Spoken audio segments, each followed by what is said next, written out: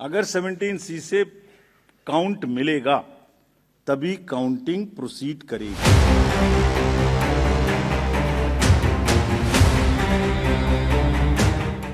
भारत का चुनाव आयोग लोकतंत्र की नींव है, लेकिन अब उस पर सवाल उठ रहे हैं। क्या सरकार अपनी पसंद का मुख्य चुनाव आयुक्त यानी सीईसी नियुक्त करके चुनाव आयोग को अपनी मर्जी से चलाना चाहती है?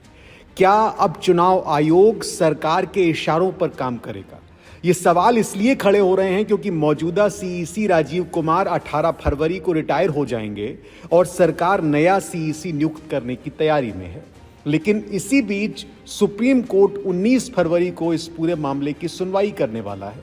सवाल यह है कि अगर सरकार 18 फरवरी को ही नया सीईसी नियुक्त कर देती है तो क्या सुप्रीम कोर्ट का फैसला सिर्फ कागजी बनकर रह जाएगा या फिर अदालत सरकार के फैसले पर रोक लगाएगी? कैसे उठा ये मुद्दा? ये मामला सुप्रीम कोर्ट में वरिष्ठ वकील प्रशांत भूषण ने उठाया। उन्होंने जस्टिस सूर्यकांत और जस्टिस एन कोटेश्वर सिंह की बेंच के सामने कहा कि यह केस 12 फरवरी को लिस्ट होना था, लेकिन यह सुनवाई के लिए सूचीबद्ध नहीं हुआ। उन्होंने चिंता जताई कि अगर अदालत ने जल्द दखल नहीं दिया तो सरकार अपने हिसाब से चुनाव आयोग की नियुक्ति कर देगी। इस पर जस्टिस सूर्यकांत ने कहा, अदालत के फैसले के परिणाम जरूर आएंगे, भले ही इस बीच सरकार कुछ भी कर ले। मतलब साफ है, अगर सरकार 18 फरवरी को नया सीईसी नियुक्त कर भी दे तब भी सुप्रीम कोर्ट का फैसला उस पर लागू होगा, लेकिन क्या अदालत सरकार की मनमानी पर रोक लगाएगी? चुनाव आयोग पर सरकार का नियंत्रण ये नई चाल है या पुरानी साजिश है, ये सवाल है। बीते कुछ सालों में ऐसी कई घटनाएं हुई हैं जिनसे साफ हो जाता है कि चुनाव आयोग अब सरकार के दबाव में काम कर रहा है। ईवीएम विवाद, विपक्ष कई बार सवाल उठा चुका है कि चुनावों में ईवीएम के साथ छेड़खानी हो सकती है, लेकिन चुनाव आयोग ने हमेशा सरकार के पक्ष में ही बयान दिया।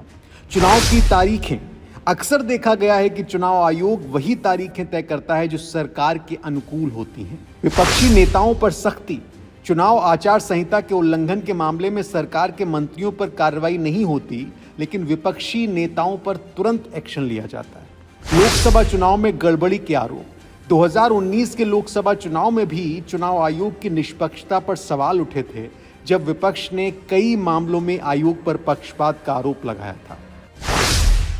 क्या सरकार चुनाव आयोग को कठपुतली बनाना चाहती है? संविधान ये कहता है कि चुनाव आयोग को स्वतंत्र रूप से काम करना चाहिए, लेकिन असलियत यह है कि सीईसी और चुनाव आयुक्त की नियुक्ति पूरी तरह से सरकार के हाथों में है। सुप्रीम कोर्ट पहले ही इस मुद्दे पर नाराजगी जता चुका है। पिछले साल अदालत ने कहा था कि सीईसी और चुनाव आयुक्तों की नियुक्ति एक स्वतंत्र कमेटी के जरिए होनी चाहिए ताकि निष्पक्षता बनी रहे, लेकिन सरकार इस फैसले को लागू करने के लिए तैयार नहीं दिख रही। अब सवाल यह है कि अगर सरकार 18 फरवरी को नई सीईसी बना देती है तो क्या सुप्रीम कोर्ट उसे हटा देगा? क्या हो सकता है 19 फरवरी की सुनवाई में? अब सबकी नजरें सुप्रीम कोर्ट की सुनवाई पर टिकी हैं। अगर कोर्ट ने कोई सख्त फैसला लिया तो ये चुनाव आयोग की स्वतंत्रता को बहाल करने की दिशा में एक बड़ा कदम होगा, लेकिन अगर सरकार ने पहले ही सीईसी नियुक्त कर दिया तो सुप्रीम कोर्ट का फैसला कितना प्रभावी रहेगा, ये देखना होगा। कोर्ट के पास कुछ विकल्प हो सकते हैं, जैसे सरकार के फैसले पर रोक लगा दी जाए। सुप्रीम कोर्ट ये आदेश दे सकता है कि 18 फरवरी को होने वाली नियुक्ति अस्थायी रहेगी और अंतिम फैसला अदालत के आदेश के आधार पर होगा। नई नियुक्ति रद्द करना, अगर अदालत को लगता है कि सरकार ने गलत प्रक्रिया अपनाई तो वो सीईसी की नियुक्ति रद्द कर सकती है और सरकार को दोबारा नियुक्ति की प्रक्रिया शुरू करने के लिए कह सकती है। नई कमेटी बनाना, सुप्रीम कोर्ट ये निर्देश दे सकता है कि भविष्य में सीईसी और चुनाव आयुक्तों की नियुक्ति एक स्वतंत्र समिति के माध्यम से होनी चाहिए ताकि कोई भी सरकार अपनी पसंद का व्यक्ति चुनाव आयोग में न बिठा सके। क्या 2024 के चुनाव निष्पक्ष हुए? सबसे बड़ा सवाल यह है कि क्या चुनाव आयोग की निष्पक्षता बची रही या फिर 2024 का चुनाव भी सरकार के इशारों पर हुआ? अगर सरकार बिना किसी पारदर्शी प्रक्रिया से अपने सीईसी की नियुक्ति करती है तो विपक्ष ये कह सकता है कि चुनाव आयोग अब पूरी तरह से सरकार के नियंत्रण में है, और अगर ऐसा हुआ तो इस चुनाव में या अगले चुनाव में सवाल खड़े होंगे। लोकतंत्र की बुनियाद निष्पक्ष चुनावों पर टिकी होती है, लेकिन अगर चुनाव आयोग ही सरकार के नियंत्रण में चला जाए तो लोकतंत्र का क्या होगा?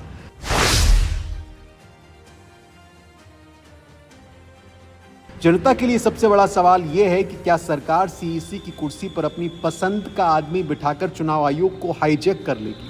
क्या सुप्रीम कोर्ट सरकार की इस मनमानी पर रोक लगाएगा या फिर चुनाव आयोग सिर्फ सरकार की कठपुतली बनकर रह जाएगा? अब फैसला 19 फरवरी को होगा, लेकिन असली लड़ाई लोकतंत्र बनाम सत्ता की मनमानी की है। देखते हैं कानून जीतता है या सरकार का खेल। I will come to the EVMs. बहुत बार ईवीएम्स के बारे में हम लोग बात कर चुके हैं, लेकिन आज मैं फिर से ये सब एक पब्लिक डोमेन में डालना चाहता हूं, ताकि ये अभी अब स्लाइड्स भी आपको ये वाली सब हाथ की हाथ सोशल मीडिया पर भेजी जा रही हैं। Let me explain this properly again, क्योंकि इतने डाउट्स क्रिएट करने की कोशिश हुई है कि पब्लिक को पता लग जाना चाहिए। एक बार चुनाव की तारीख से 7 या 8 दिन पहले ईवीएम्स को कमीशन किया जाता है, उसमें सिंबल डाले जाते हैं, वो एजेंट के सामने डाले जाते हैं। उसके बाद में उसको मॉकपोल करने की छूट होती है। वो उसी दिन मॉकपोल करके देख लें सिंबल ठीक पड़ गए, उसी दिन उसमें नई बैटरी डाली जाती है, उसी दिन वो बैटरी सबके सामने में सील होती है। उसके बाद उसको उठा के ईवीएम्स को स्ट्रांग रूम में जमा किया जाता है, उन्हीं के सामने सील लगाई जाती है। उसके बाद में जिस दिन पोलिंग डे होगा उस दिन सील उनके सामने तोड़ी जाती है, and they are allowed to remain at the strong room.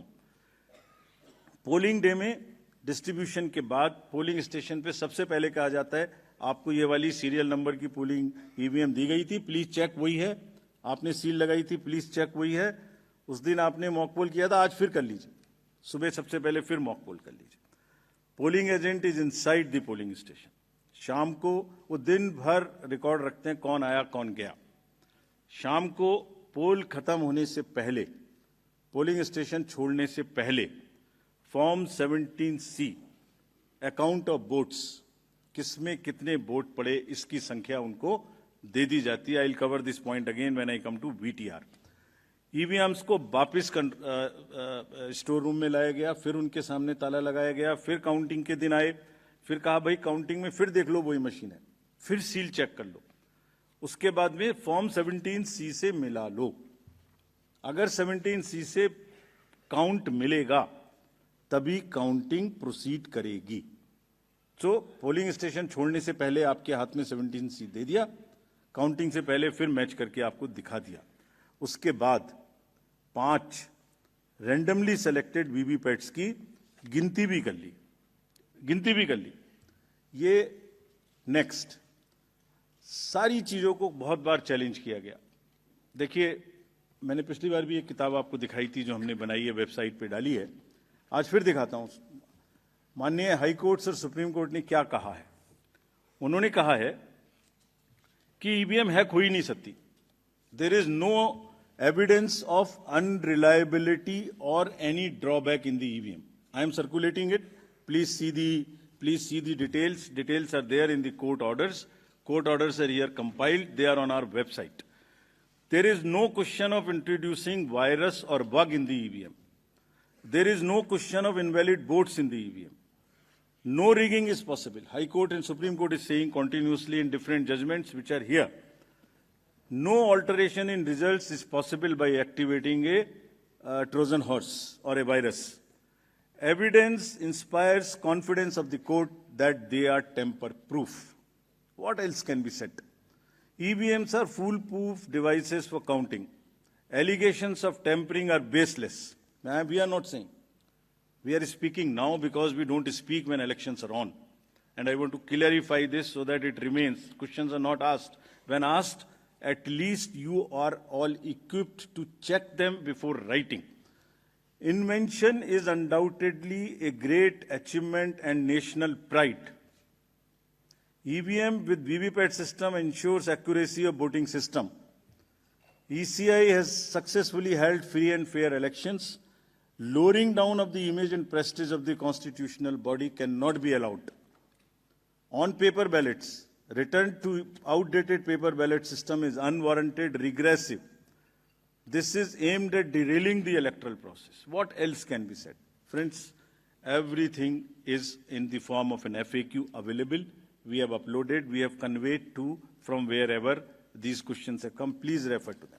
और आप हमसे जुड़े रहने के लिए सब्सक्राइब करें YouTube पर, फॉलो करें Twitter पर और लाइक करें Facebook पर। और ज्यादा जानकारी के लिए आपको टाइप करना होगा सिर्फ न्यूज नशा।